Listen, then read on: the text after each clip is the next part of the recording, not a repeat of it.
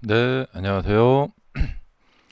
자, 어제 테슬라 주가 보고요. 오늘 프리마켓도 좀 보고 말씀드리겠습니다. 자, 어제 이제 프리마켓에서는 좀 분위기가 괜찮았어요. 예. 근데 이제 상승하자마자 장 초반에 저항을 만나서 이렇게 밀렸고, 근데 또 지지를 좀 만났어요. 그래서 좀 반등을 좀 했고요. 어, 그래서 좀 뭐랄까 혼조세라고 하죠. 예. 그래서 이제 일봉 상태로 보면은 이렇게 십자형 봉이 만들어졌다. 예. 이 십자형 봉은 항상 이제 위로 가든지 아래로 가든지 좀 이렇게 그 어떤 갈림길 그런 것을 만들어 놓고요. 자, 여기 일봉 차트로 보시면은 그래도 어찌 됐든 이 저점을 꾸준히 그래도 이렇게 올리고 있습니다. 자, 어제 이제 하락하고 이제 어제 방어를 하고 오늘 상승을 이렇게 해주면은 또 저점이 이렇게 올라가는 굉장히 좋은 이런 정배열 상태로 이렇게 가는 이런 모습이 나타나는데 여기서 뭔가 좀 결정타가 거래량이 딱 또 올라오면서 이런 양봉 예, 돌파를 쫙 해주면서 올라가는 뭔가가 하나 좀 나와줄 타이밍인데 예, 그러니까 숨겨졌던 호재가 갑자기 등장해서요. 자, 오늘 저녁에 이 근원 생산자 물가 지수 PPI가 발표가 되는데 지금 음, 이 예상치를 보시면은 네, 먼슬리로 보면은 0.9에서 0.3으로 떨어집니다.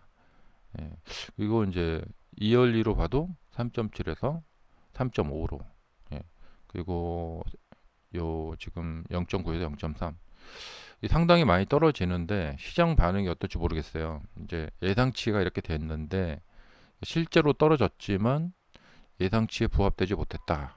뭐 이런다던가. 예, 그러니까 뭐 0.9에서 만약에 0.7 정도로 나왔다. 그럼 물가는 떨어졌지만 예상치보다는 높았다. 뭐 이런 식으로 또 반응이 나올지 좀 봐야 되겠고. 일단 이 PPI의 이 그래프를 보시면은 물가가 이렇게 떨어지다가 지금 이렇게 오르고 있습니다. 예, 자, 지난 8월에 이렇게 많이 올랐고요. 예, 실제가 이제 0.9까지 많이 올랐기 때문에 다소 이번에는 약간 주춤할 것 같아요. 예, 많이 올랐다가 그다음에 좀 주춤하고, 그러니까 이게 좀 전체적인 방향을 보면은 좀 이렇게 가고 있단 말이죠. 예, 그래서 이번에는 조금 주춤했다가 주가처럼 올랐다가 이렇게 조정했다 이렇게 가는 뭐 이런 방향으로 가지 않을까 생각이 되고요. 요새 저기 체감 물가를 보면은 이것저것 많이 오르고 있습니다. 예, 결국에 미래에 아마 물가가 좀 상승하는 일이 나타나지 않을까 생각이 되고, 금리가 떨어진 상태에서 물가는 오른다. 음, 스태그플레이션이라고 하죠. 예. 아니 이게 정확히 잠깐만요. 헷갈리네요. 예. 아, 자, 그래서 이대로 가다 지금 아마 앞으로 물가가 상승할 거라는 것은 이미 거의 기정사실인 것 같아요. 예. 이래저래 물가가 상승하고 있고, 그러니까 가격을 올리지 않더라도 양을 줄인다거나 뭐 그런 식으로 해서 그러고 있고, 지금 전 세계적으로 좀 지정학적 리스크도 어제 카타르도 이스라엘한테 그 저기 폭격을 당했죠. 그리고 기름값을 보면은 자, 기름값이 약간 지금 반등하고 있습니다. 금값은 뭐 사상 최고치를 경신하고 있고요. 그다음에 10년물 보시면은 다소 조금 올랐죠. 자, 오늘은 이 근원 생산자 물가 지수에 따라서 아마 주가 반응이 나올 것 같은데요. 근데 이게 지금 떨어져 있는 예상치 때문인지 프리마켓에서 반등을 지금 시도하고 있어요. 음, 테슬라 이게 모습인데요. 자, 여기에서 이제 상승을 해서 다시 전고점 돌파를 시도할 건지 아니면은 자, 이렇게 보시면은 그래도 여기서부터 이렇게 올라왔으니까 이렇게 가다가 여기서 다시 좀 내렸다가 여기서 이렇게 갈 건지. 그래도 저점은 이렇게 올릴 수 있거든요. 네. 그래서 오늘은 좀 유동적인 날이고 아마 PPI가 좀 관건이 될 것 같습니다. 네.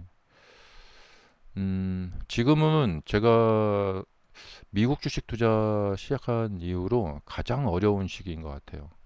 예.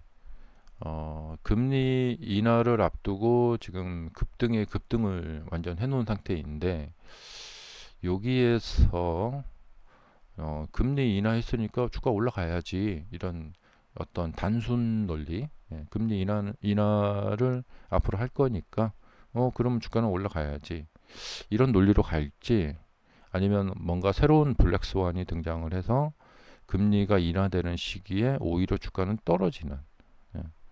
뭐냐면 그냥 주식시장의 단순 논리죠. 뭐냐면 많이 올랐으니까 떨어지자, 조정하자 이렇게. 그래서 이게 정말 어렵습니다. 그러니까 2020년 여러 번 말씀드리지만 2020년, 2021년에는 이제 돈이 풀리면서 물가가 급등을 하면서 주가가 이렇게 빡 올라갔었죠. 예. 그리고 나서 이제 물가가 급등했으니까 금리 인상이 앞으로 있겠구나. 이제 금리 인상하고 인상했으니까 떨어져야지 하고 이렇게 떨어진 거죠. 선반영하면서 또 추가로 하라 그랬고. 그러니까 이런 시기에는 이렇게 교차되는 시기에는 이 주가 예측이 그래도 그렇게 어렵지 않았어요. 어, 그리고 이제 더 이상 올릴 금리가 없으니까, 예, 뭐 최대 악재가 다 이제 반영이 됐고 하락으로, 예, 그다음에 경기 침체만 없으면은 주가는 상승할 수 있다. 왜냐하면 그 당시에는 사실 2024년쯤에는 이제 금리 인상을 인하를 할 거라고 생각을 했는데 작년에도 그게 좀 반영이 된 거죠. 예. 어, 금리가 높은 상태에서도 기업의 실적들은 AI 덕분인지 잘 나왔다. 음. 그리고 여기는 뭐 트럼프가 이렇게 흔들어 놓은 거고, 예. 이제 금리 인하가 이제 계속해서 있을 것 같아요 앞으로. 그럼 그 뭐 순풍을 타고 그 바람을 타고 이렇게 더 추가 상승을 이렇게 이루어낼지, 예. 근데 가더라도 문제입니다. 음.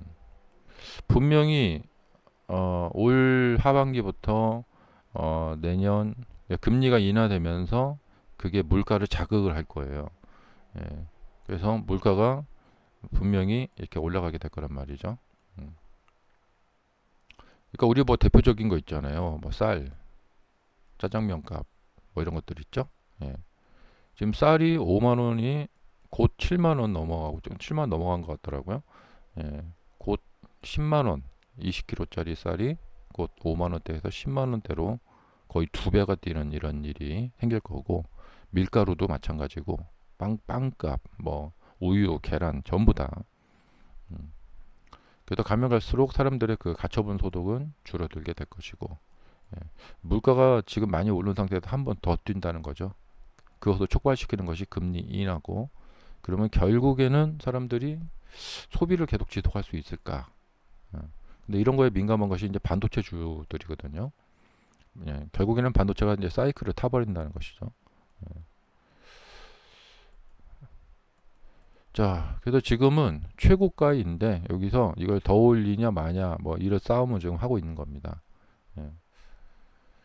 근데 이제 주식에서의 정석은 뭐냐? 예, 비쌀 때 팔고 쌀 때 산다.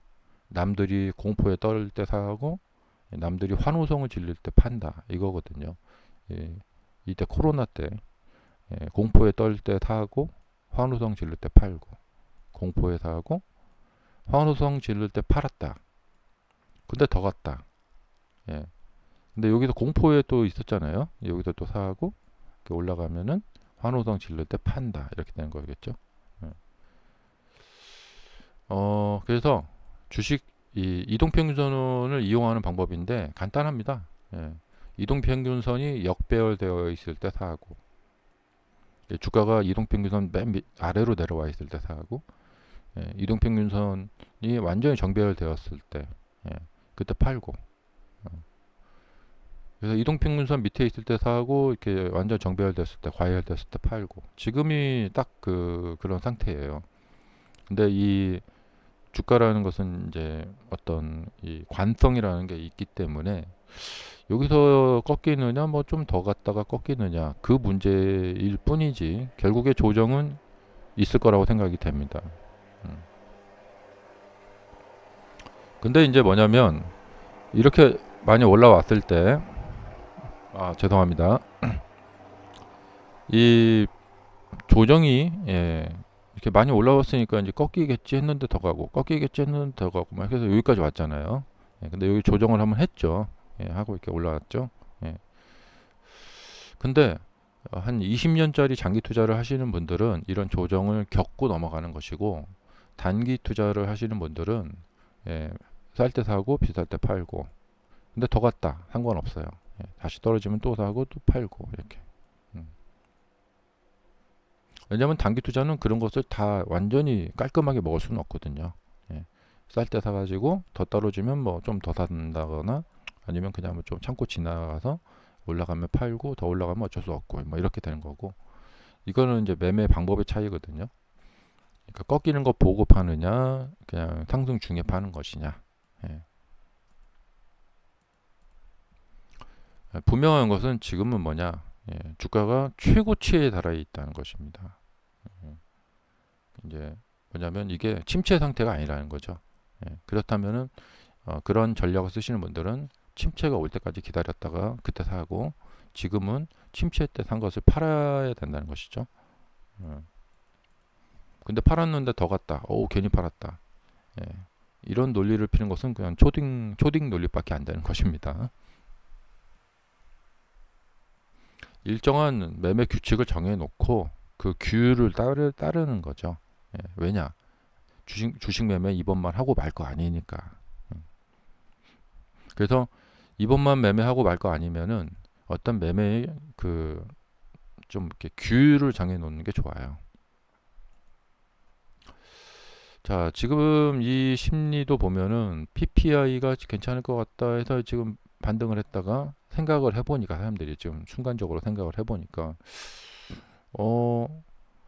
예상치가 너무 낮은데 0.9에서 0.3을 예상하고 있는데 이게 너무 낮게 예상한 거 아닌가? 그래서 예상치보다 높게 나올 거야.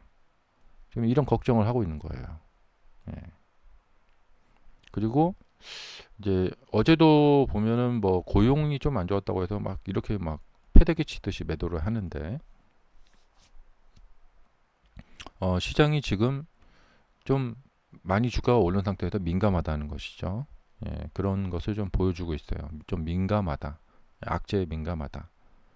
그런 것들을 좀 뭐냐면 경기 둔화나 경기 침체에 대해서 걱정을 하고 있다. 앞으로 금리 인하할 건데 뭐 걱정할 거 뭐 있나? 금리 인하되면은 경기가 부양되고, 예, 이자 부담이 줄고, 어 그러면 뭐 에브리싱 오케이인데, 예. 어 그런데 사람들은 걱정을 하고 있다는 것이야. 자, 그래서 오늘 그 9시 반에 발표되는 PPI 나오기 전까지 사람들이 좋을 것 같은데 안 좋을 것 같은데 하면서 이렇게 오락가락 할 것 같아요. 그리고 뭐 엔비디아가 어제 이제 그 막판에 이렇게 쭉 올라갔는데, 엔비디아가 자 차세대 그 칩 루빈 CPX, 예. 자 루빈 CPX 플랫폼은 단일 플랫폼에서 뭐 규모에 엄청난 뭐 한다. 그래서 인공지능 기반 영상 및 소프트웨어 생성을 위한 신형 루빈 CPX 공개했다. 이렇게 그래서 쫙 올라가게 됐죠. 주가가 많이 올라가도 계속해서 빨리빨리, 일을 빨리빨리 하고 신제품 계속 내놓고, 그게 계속해서 히트를 치고 더 비싸게 또 팔고, 이렇게 사이클을 빨리빨리 가다, 이제 뭐냐면 일하는 속도가 빨리빨리 진행이 된다. 그러면은 주가는 계속 갈 수 있어요. 그야말로 뭐 그냥 완전 서프라이즈의 서프라이즈를 이루는 거죠. 그 핵심은 뭐냐? 시간입니다. 얼마나 일을 빨리빨리 하는가. 근데 이제 보통 기업들이 방금 이제 이게 이제 블랙웰 다음인 것 같아요. 이 블랙웰, 그다음에 호퍼, 지금 이제 루빈 이렇게. 근데 기업들이 이제 어떤 식으로 일하냐면 막 죽으라고 연구를 해갖고 드디어 루빈을 만들어냈어요. 그러면 그걸 이제 공개를 하느냐? 아닙니다. 예. 이 루빈 다음 거는 지금 이미 만들어져 있고 그 다음 것까지 만들고 있고, 예. 그리고 이 차례에 따라서 이거 하는 겁니다. 그러니까 막 해갖고 마지막으로 딱 나온 결과물을 발표를 하는 게 아니라 이미 내부적으로는, 예, 이 다음 버전도 만들고 있고 그 다음 버전도 지금 개발하고 있는 중이죠. 그런 와중에 이 타이밍을 봐가면서 이것을 공개를 하는 거죠. 음. 그러니까 자, 이번에 여기까지 공개하고, 자, 이제부터 오늘부터 이제 이거 오늘부터 이제 이거 다음 거 만들자. 자, 오늘부터 이제 열심히 이제 이거 막 연구하자. 그렇게 하지 않죠. 이미 다음 거가 다 만들어져 있는 상태죠. 그리고 여기는 이제 타이밍 받아 이제 공개를 하는 건데, 그 기업이 일을 얼마나 이제 속도감 있게 하느냐, 그리고 이 공개될 타이밍을, 자, 이게 주가가 딱 떨어질만 하니까 여기서 딱 발표를 해버리는 거죠. 예. 이런 센스가 있어야겠죠. 센스. 그리고 개발 능력, 예, 그런 것도 있어야 되겠고요. 그렇게 해서 시장을 계속해서 주도해 나가야겠죠. 예. 어, 엔비디아도 알 거예요. 이제 경쟁자들이, 예, 정말 날카로운 발톱을 세우고 지금 엔비디아를 뜯어먹기 위해서, 이겨먹기 위해서 엄청나게 달려들고 있죠. 알리바바, 뭐 또 중국의 막 여러 기업들, 우리나라 뭐 퓨리오사도 있고 또 AMD, 인텔 막 있죠. 그런데 계속해서 그 시장 지배력을 공고히 해 나가는 그런 어떤 정말 무시무시한 저력을 계속해서 보여준다면 주가가 계속 갈 수 있지만, 예, 헐렁한 모습을 보여준다. 사람들이 이때쯤 뭐 신제품 나올 때가 됐는데 했는데 안 나와요. 예, 그냥 뭐 그리고 이제 뭐냐면 일을 하는 동 마는 동 한다. 예, 그러면 이제 주가는 꼬꾸라지게 되어 있죠. 그리고 경쟁자들한테 이 점유율을 뺏기게 되는 거죠. 그러니까 감히 경쟁자들이 와, 엔비디아는 정말 범접할 수 없는 기업이구나, 우리가, 예, 달려들 수 없는 기업이구나. 예, 완전 그렇게 완전 뭐랄까 격차를, 이것을 좁혀주면 안 돼요. 음, 그리고 직원들이 24시간, 예, 풀로 일을 해야겠죠. 그렇게 한다면 높아진 주가도 계속해서 더 높게 할 수 있다. 자, 감사합니다.